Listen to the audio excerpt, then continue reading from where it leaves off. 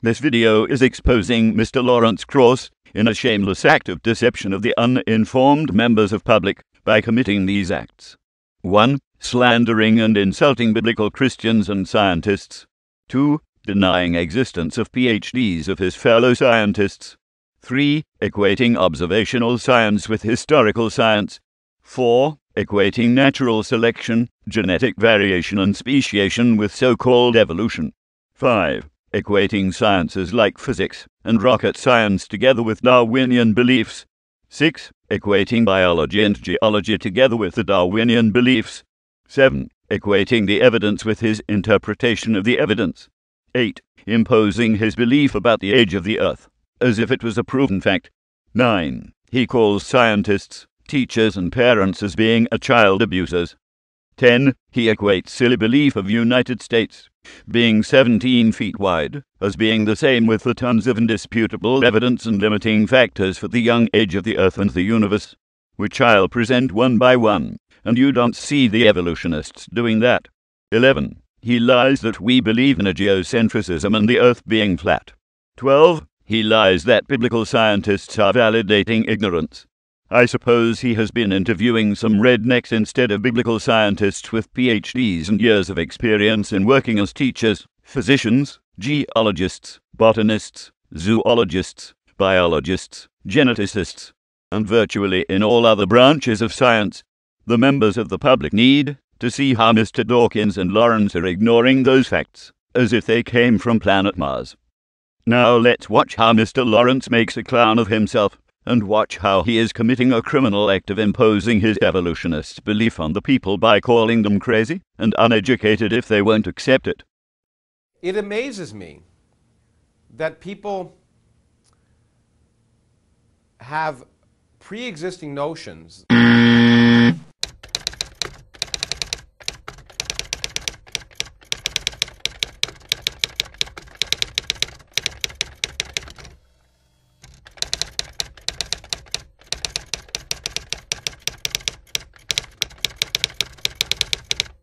that defy the evidence of reality.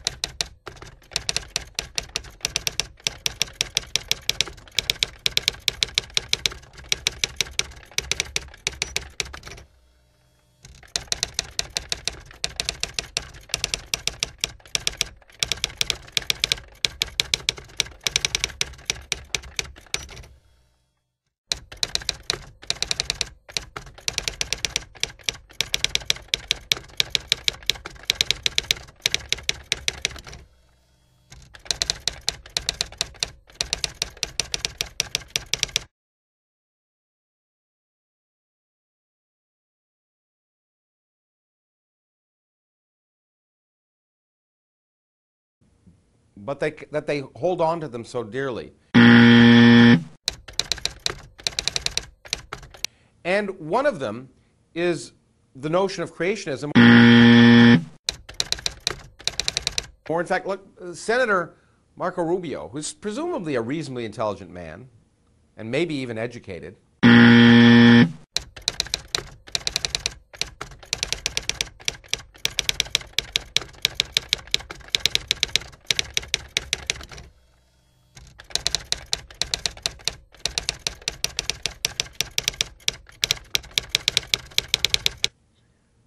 was asked, what's the age of the earth? And ultimately, either because he actually believed it or he was trying to appeal to some constituency,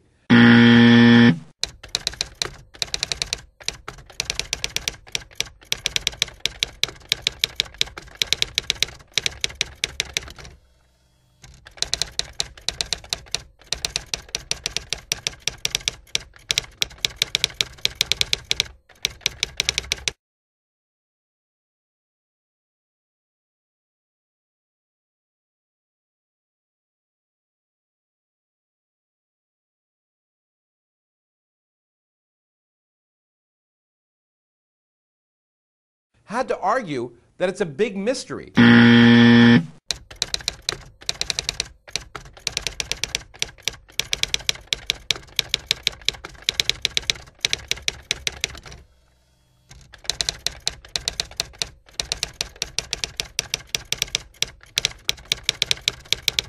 Took them to a laboratory. Now, one of the things you must understand, a lot of times when they take these samples to laboratories to be dated, the first thing they do is they tell the laboratory where they found the rocks. That's the first thing we do wrong, because that biases the experiment right there.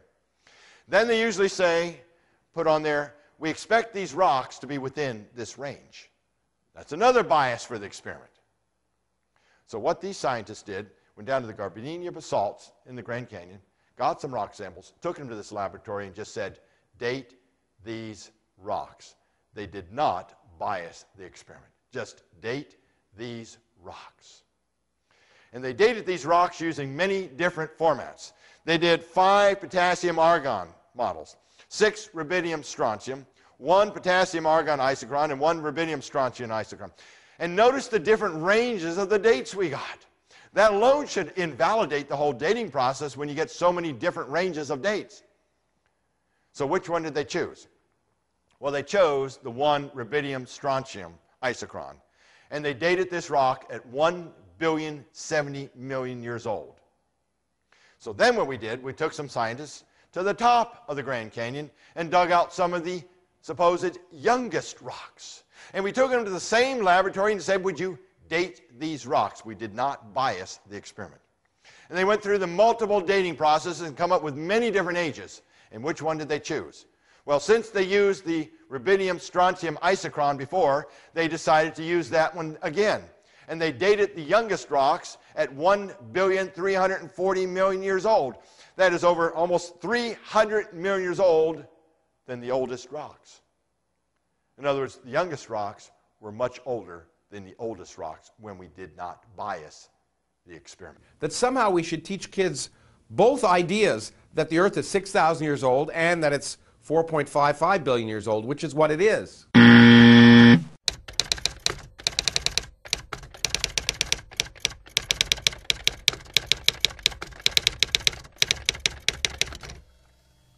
Today we can learn from the failures of the past. A scientific idea, theory, or law may be believed for thousands of years by a majority of scientists, only to be proven wrong. All scientific theories and laws should be open to scrutiny, even the theory of evolution. It's not science unless you can question and falsify it. Unless you can say this is false, this is wrong, it's not science. You know, scientists are just as much prone to holding on to old ideas as anyone else, and many of them are very conservative. But there's always a chance with new evidence that we may find that there's a fundamental error in our thinking. You know, no scientist ever says never, and no good scientist ever says always. It comes down to what you bring to the questions to begin with. If you don't want to see things, you're not going to see them. And we're all guilty of not wanting to see certain things. If you think about that, somehow saying that, well, anything goes, we shouldn't offend religious beliefs.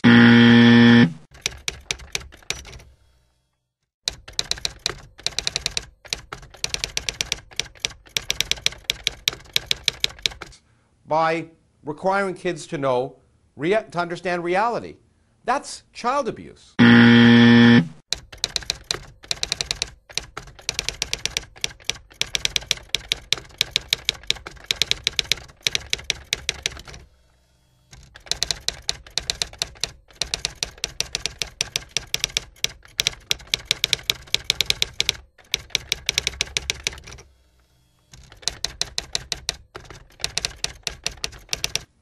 And if you think about it, teaching kids that or allowing the notion that the Earth is 6,000 years old to be promulgated in schools is like teaching kids that the distance across the United States is 17 feet.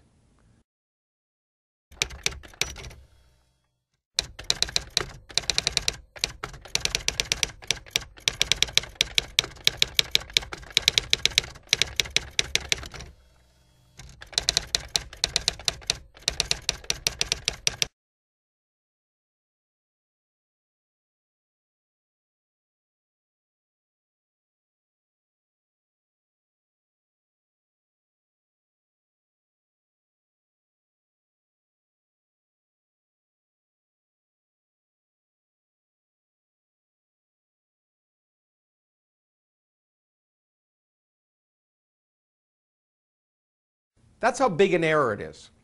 Now you might say, look, a lot of people believe that, so don't we owe it to them to allow their views to be present in school?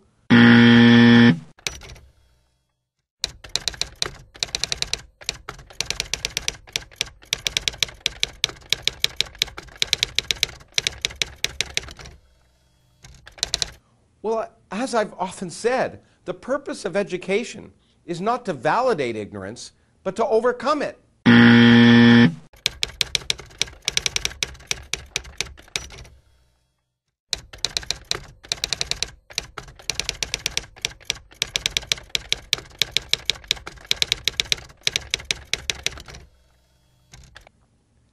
%50 of the people in the United States, when we probe them each year with the National Science Foundation, think that the sun goes around the earth, not that the earth goes around the sun. When we ask the question, we provide the question, the earth goes around the sun and takes a year to do it, true or false?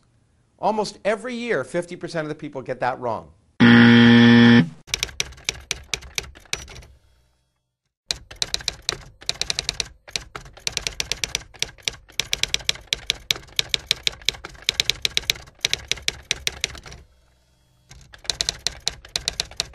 Now, does that mean in schools we should allow the anti-Galilean and Copernican idea that the sun goes around the earth to be taught? Absolutely not.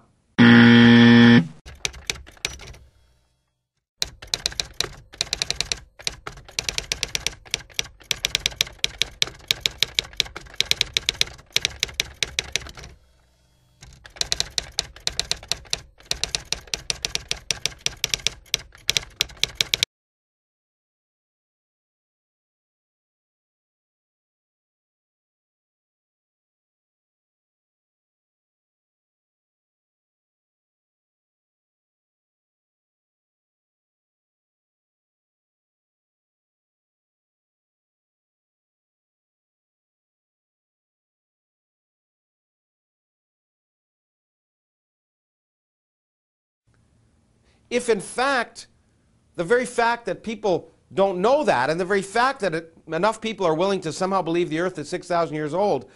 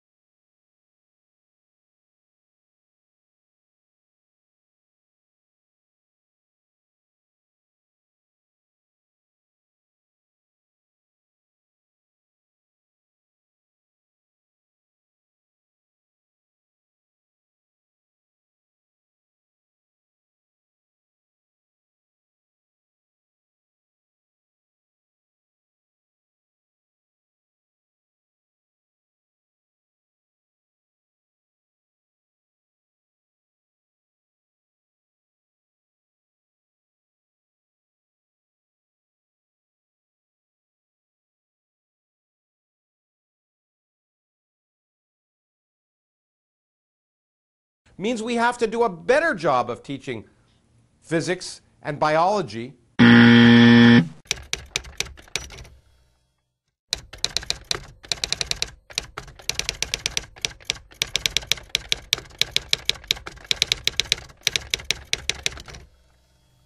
Not a worse job. The last thing we want to do is water down the teaching of biology because some people don't recognize that evolution happened.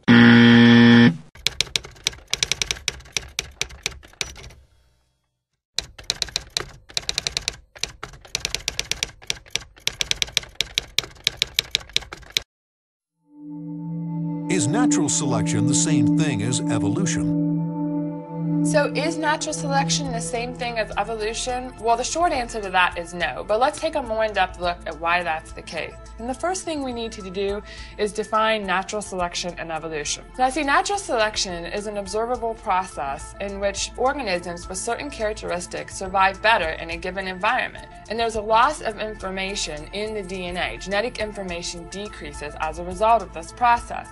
Now, evolution is defined as an unobservable process which has occurred over long periods of time in which a single-celled organism has become all the organisms that we have today and have had in the past. It's directional in the sense that dinosaurs have evolved into birds, and genetic information must increase in order for this process to occur. So as you can see from the definitions, they're very, very different. But let's take a look at an example to really help us illustrate this difference better.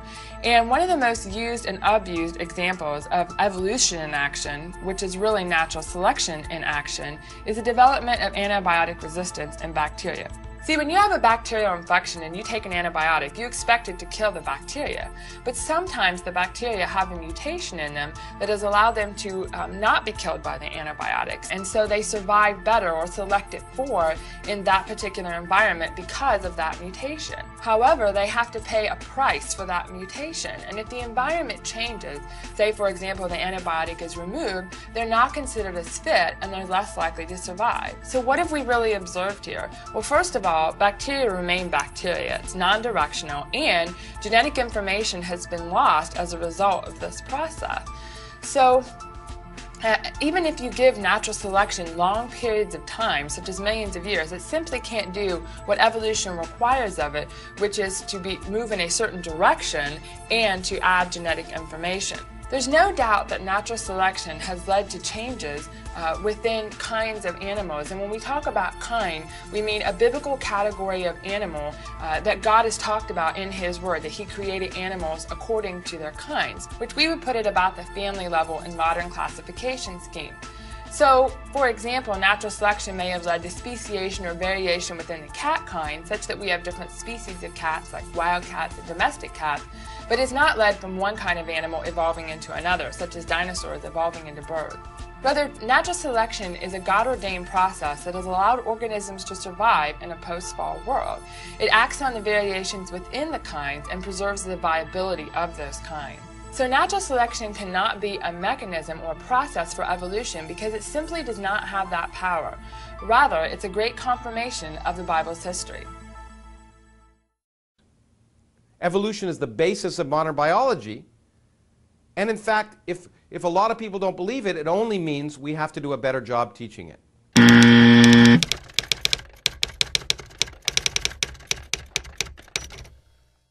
So once again, I repeat, the purpose of education is not to validate ignorance, but to overcome it.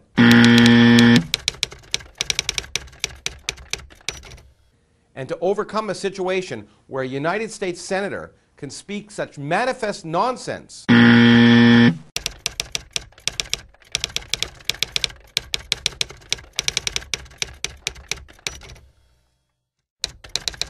with impunity is vitally important to the healthy future of our society.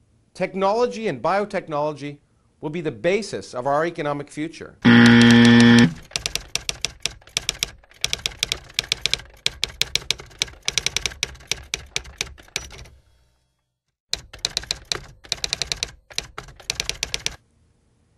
And if we allow nonsense to be promulgated in the schools, we do a disservice to our students, a disservice to our children, and we're guaranteeing that they will fall behind in a competitive world.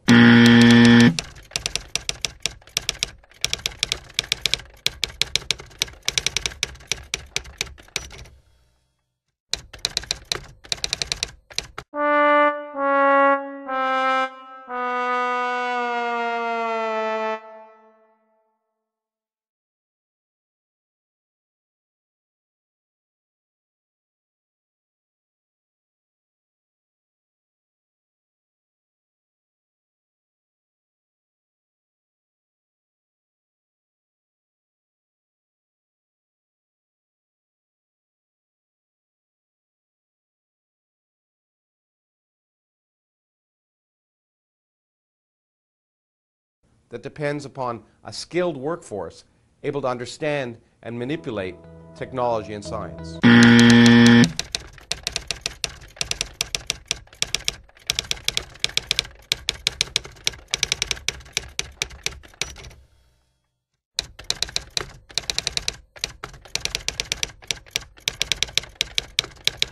But if you confront a belief they have and show them immediately that they can see for themselves it's crazy, then they remember it. It's crazy, it's crazy, it's crazy, it's crazy, it's crazy.